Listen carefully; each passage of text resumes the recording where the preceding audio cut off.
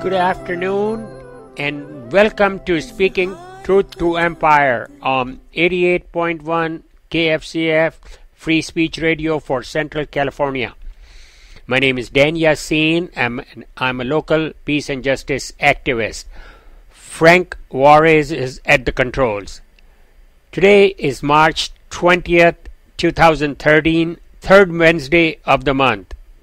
Every third Wednesday from 3 to 3:30 p.m., I interview guests who help us look at our world through the prism of American imperialism. On the show, we talk about U.S. foreign policy and the actions of the U.S. State Department, the CIA, and the U.S. military.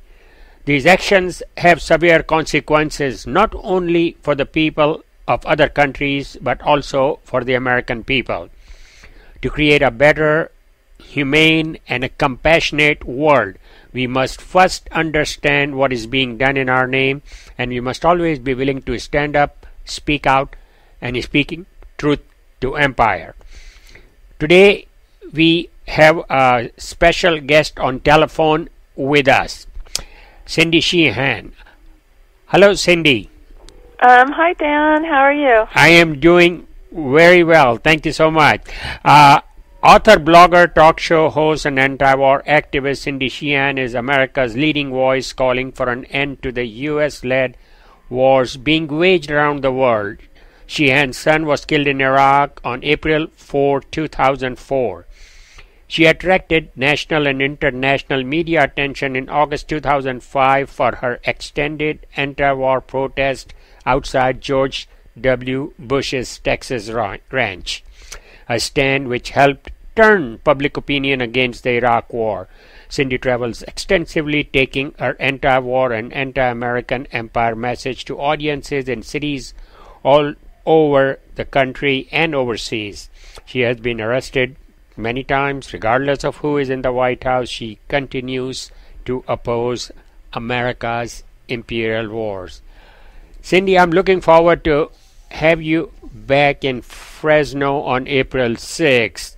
You and your team of Tour de Peace will join Peace Fresno for an anti-drone action at Roding Park from 12:30 to 2:30 p.m. on Saturday, April 6th. Cindy, tell us about Tour de Peace. Thank you, Dan. And as always, I'm looking forward to being in Fresno. And one of your old friends and who was active in your peace community, Malcolm Chaddock, will be here with me again. I guess we came through on the Revolutionary Communities tour a couple years ago together. And so we are biking from Vacaville, California, up north, and we're starting on April 4th, which is the day that my son was killed in Iraq. It's also the day that Martin Luther King Jr. was murdered. And we're going to start, and we're going to ride bikes across the country and end up in Washington, D.C. on July 3rd. So we really are frustrated. We're frustrated not just with the empire, because the empire is going to be the empire. We're frustrated with fellow activists who have basically checked out since Obama's been president of the United States. And so it's not about getting to Washington, D.C. It's not about being in Washington, D.C., because we're actually only going to be there one day.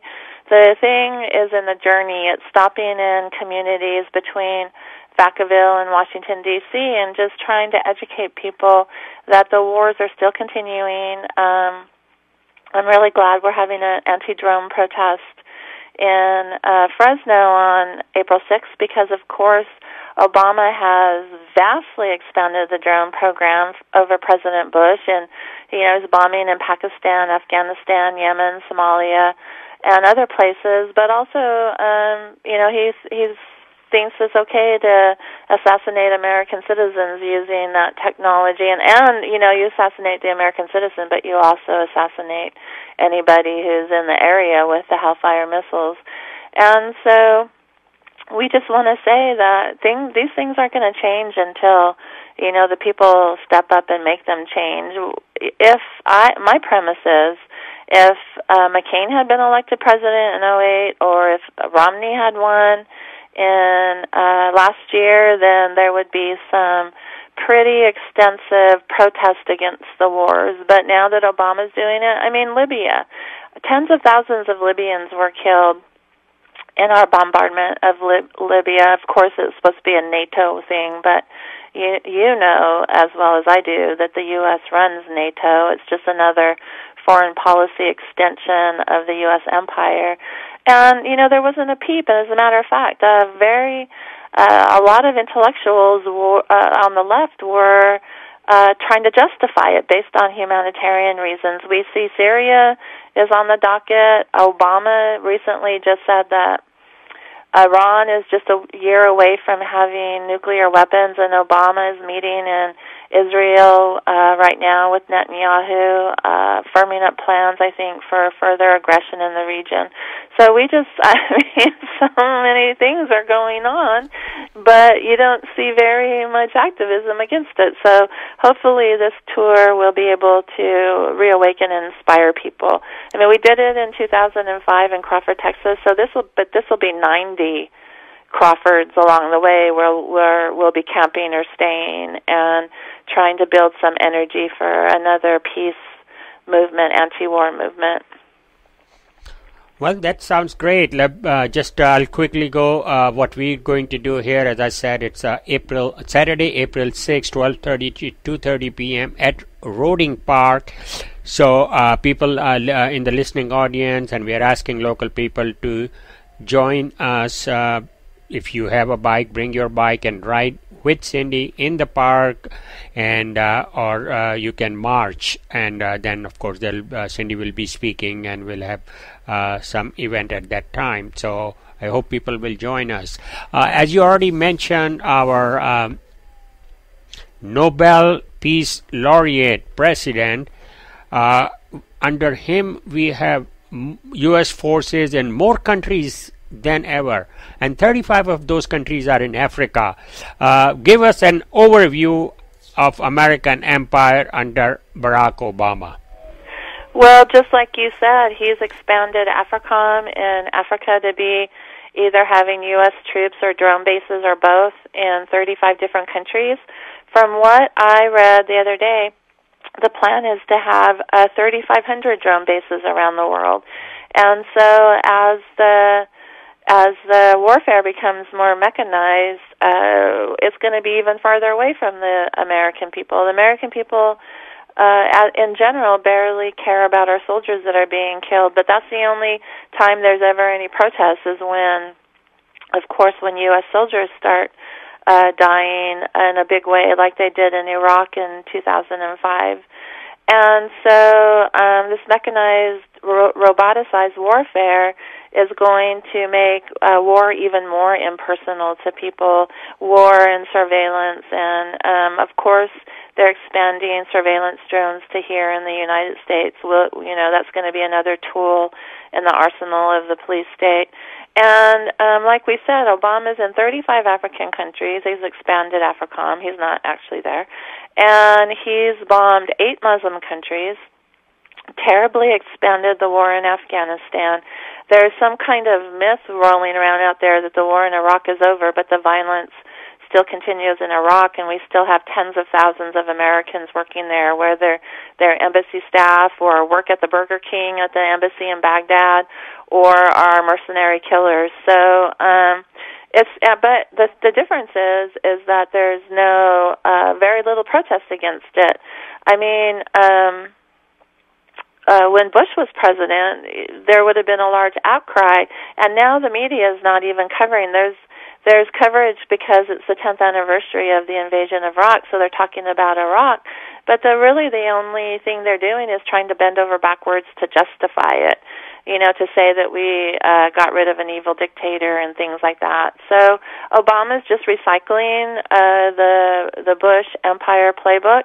I think that what they do is they just say, well, we want to remove Assad from Syria, so let's change all of our propaganda about Gaddafi and Libya, and we'll just place Assad and Syria. And it's just been going on and on for as long as we've been a country. So, like I said, until we the people demand it stop, it's not going to stop. And we need to transition our economy from a war economy to an economy that is sustainable and is healthy. And, that's another thing that we're going to talk about. We're going to talk on the Tour de Peace, we're going to talk about the environment. We're going to talk about how this addiction that we have to fossil fuels here in the United States is ruining the world, from fracking to offshore drilling to the pollution that's spewed out of cars. And fracking is expanding under Obama. Nuclear power is expanding under Obama. Offshore drilling is expanding under Obama. The only thing that's contracting is opposition to it. You're listening to Speaking Truth to Empire on 88.1 KFCF Free Speech Radio for Central California, and we are speaking with Peace Mom Cindy Sheehan. Cindy, you mentioned that we are talking about Iraq in the last few days because yesterday was the 10th anniversary of shock and awe, the American invasion of Iraq.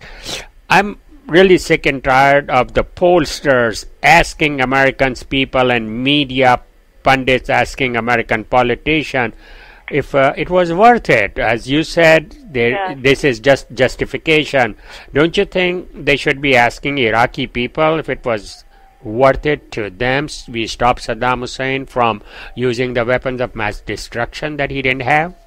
Right. Well, you don't hear very much from the perspective of the Iraqi, for sure.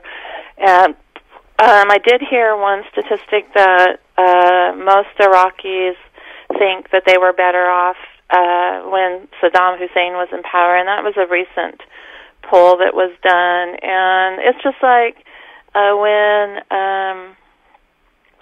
that horrible, what's her name, the lady who was Secretary of State, Hillary Clinton, said it was worth or Madeleine Albright, and a half Iraqis. Madeleine Albright. Yeah. Mm-hmm. Yeah, she said it was worth killing 1.5 million Iraqis, children. Yep. And so it wasn't worth it for my family. Mm-hmm. It wasn't worth it for tens of thousands of U.S. families who either had somebody killed or wounded or psychologically and emotionally damaged because of the wars.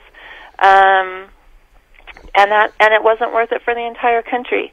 The entire country is suffering. We're suffering in the middle of an economic depression because of the insistence of the ruling class, or the robber class as I call them, to continue these wars for empire. So we've spent, I read another article that said $7 trillion in Iraq. Mm-hmm. And what could we do here in the United States with $7 trillion? It could be invested in health care, it can be invested in education, and promoting clean and sustainable forms of energy.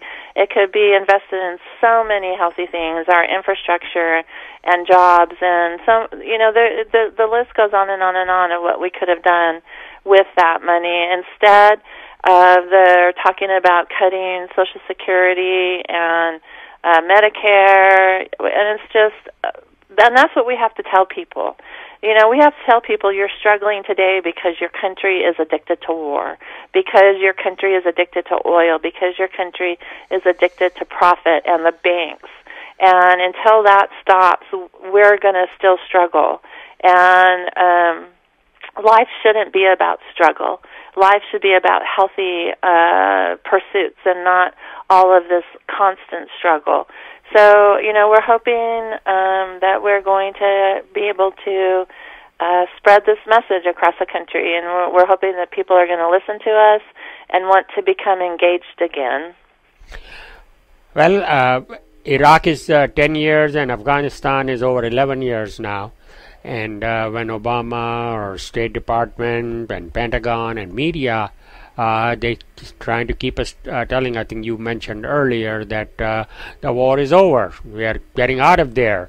I mean, why should we believe them? Well, the U.S. never leaves a country that it was that it bombed and destroyed, and so when's the last time the U.S. left the country that it bombed and destroyed? Really, and so what we need to we shouldn't believe Barack Obama when he gets up and talks, his propaganda against other countries. We shouldn't believe when they're saying that the war in Iraq is over, that he ended. There's anything that our country, the government says, or the corporate media says, we should immediately disbelieve it and then check out things for ourselves. That's my rule of thumb. Is that they lie. I think they must lie 100% of the time. And so if they say something, then we have to be our own investigative reporters, and not everybody can do that, Dan. So that's why it's so important for your show and for people like us to keep on spreading the truth and speak not just the truth to the empire, because the empire knows the truth. We have to convince our fellow citizens here that the government does not have our best interests at heart, doesn't have the best interests of the world at heart. It could have cared less that, or couldn't have cared less that Saddam Hussein, about Saddam Hussein or the Iraqi people. It just wanted the oil, and obviously it was willing to run over 25 million people to get it.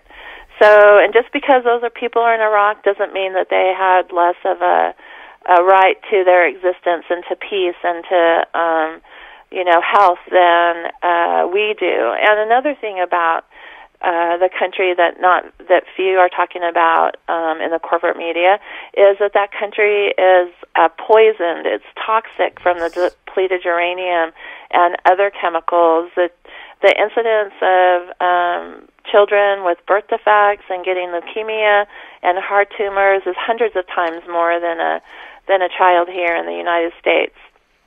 So, it's a devastated country. We should be giving it reparations instead of patting ourselves on the back because we got rid of a dictator.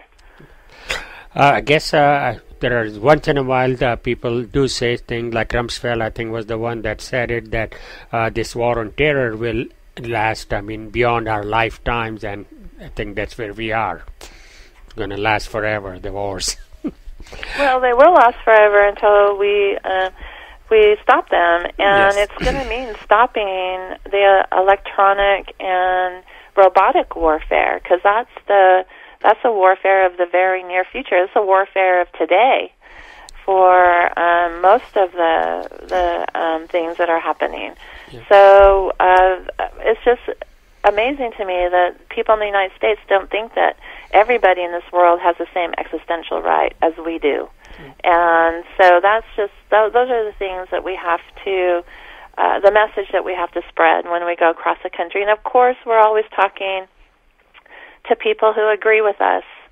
But, if we can just get more and more people involved in peace and how peace is so much better than war, the more the merrier. And I think everywhere we go, more people have the chance to hear our message, not just the people who already agree with us. So it's really important that your listeners sign up for our updates, that they spread the word, that they send out our website, tourdepeace.org, TOURDE, peace.org, to all of their friends and family, and that we just are able to get our message out. That's important. We're going to be riding our bikes across the country over 3,000 miles, so we're just asking people to spread the word so we can get some support along the way. Well, you don't not only keep me updated, but educated, inspired also. And just last email that I received from you, you had a reference to a John Stauber article about the progressive movement.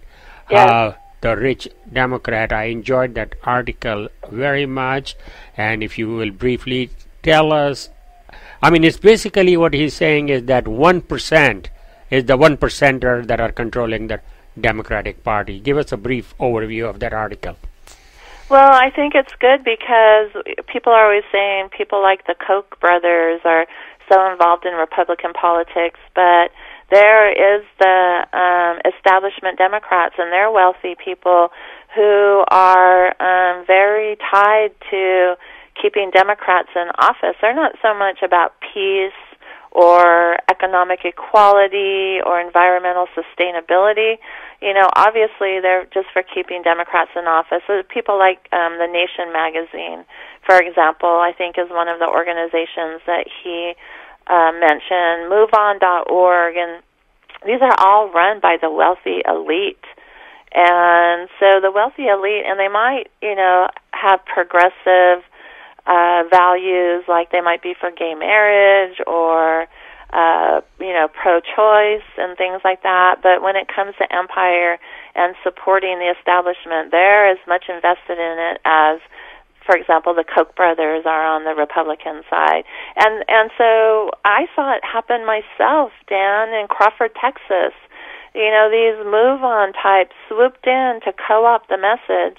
And then for the next year after Crawford, I found myself running around helping Democrats get elected because I was convinced that if we did that, they would end the wars. And then they immediately betrayed us. And when I left the Democratic Party, all the support I was getting from those kinds of organizations evaporated into nothing. And instead of supporting me, they started demonizing me and, you know, saying that I was, you know, too strident or, you know, hysterical and things like that, because all of a sudden I was still saying the same things, but I was saying it against the group of the people they supported instead of the Republicans. So it happened in Occupy Wall Street. We saw it being co-opted by the wealthy Democrat establishment into the so-called American Spring with, you know, Van Jones and MoveOn. And so whenever you see them involved in it, what they're doing is trying to use the energy of a movement to help Democrats instead of helping the causes that the people care about. And you see it happen time and time again. It happened in Wisconsin. The energy of the movement was taken from a general strike to recalling Scott Walker, which failed miserably. And so, you know, all the good energy of the people is ruined and undermined by these democratic organizations. And you see it on the right. You know, the Tea Party movement, I think, started as a principle-based movement against the wars and against empire. And then it was co-opted by the Republicans, and the Republicans had great success with the Tea Party movement getting their people in, and then their people just turn out to be neocon Republicans. So we have to guard ourselves against that, and it's good that people like John are writing these articles. Obviously, he did a lot of research, and so, you know, we can, if we, I didn't know about these people in the summer of '05. I know about them today. And so we can guard ourselves against that co-option of our movements and that stealing our energy to elect Democrats that don't help us out at all, in fact harm us and betray us. Cindy, you have been an inspiration to me and to many other activists in Fresno and around the country. You have been attacked by both, like you just said, the right and the so-called left. You have been arrested many times. You quit paying your taxes. You have traveled to many cities, and you have written many books to educate, motivate, inform, and inspire others. What motivates you? I'm sorry, I didn't get the last part. What motivates you? You know, peace. I set out to end these wars, and they haven't ended. So, I mean, I have grandchildren now, and I care about all of the babies of the world, and I think that if we keep going the way we're going, the world that we're going to leave for our children and grandchildren is really scary. So as long as I'm able to do this, I'm going to do it. I don't care what it costs me.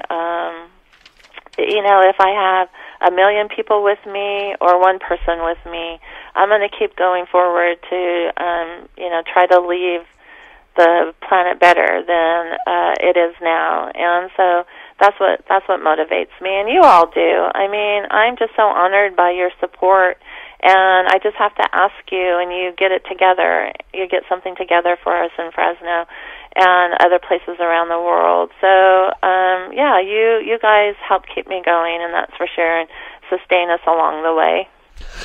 Well, you have been listening to Cindy Sheehan, who will be in Fresno on April 6, 12:30 to 2:30 p.m. at Roding Park. She and her Tour de Peace will join Peace Fresno in an anti-drone action. Four of our Peace Fresno activists are going to San Diego for National Anti-Drone Days of Action. So we are doing this action in solidarity with the major action that will go on in San Diego. So hope you can join us. And again, Cindy, thank you for being on my show, and again, looking forward to see you in a couple of weeks, I guess. Thank you, Dan, and we'll see you soon. 17 days. Okay. Okay. Bye-bye. Thank you. Have a wonderful day. You have been listening to Speaking Truth to Empire on 88.1 KFCF Free Speech Radio for Central California, and my name is Dan Yaseen, and we have been talking to author, blogger, activist, and peace mom Cindy Sheehan, who will be in Fresno on April 6th at Roding Park, joining Peace Fresno's actions against drones. And thank you for listening, and I'll see you next month. Goodbye.